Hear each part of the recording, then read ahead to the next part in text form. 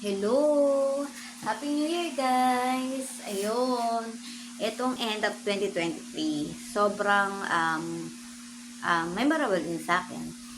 Pati, dito namin napagdaan ng problema, at yung sobrang walang-wala ka talaga.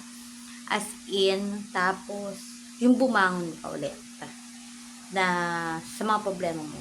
Hindi mo mawawala yun. Ayun, syempre, mayroon, nawala kami ng trabaho. Ngayon, nagtamayan kami ng trabaho ulit.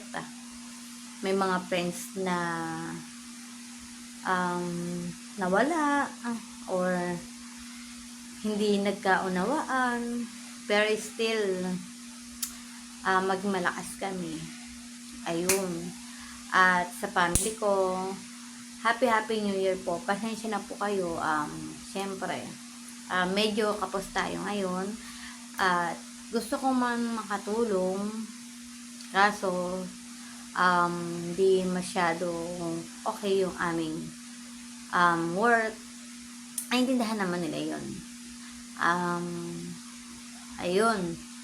Um, kahit na hindi kami masyado ngayon, sobrang dami namin kasing problema, lalo yung mama ko. Marami siya na pagdadaanan, naoperahan pa yung kapatid ko. Tapos, sobrang, kahit doon sa resort, kasi hindi naman laging may customer. Siyempre kami, sa amin, sapat na sa amin yung sahod namin dito. Siyempre, sa boss namin ngayon, sobrang thankful po kami na lagi siya nandiyan para tulungan kami.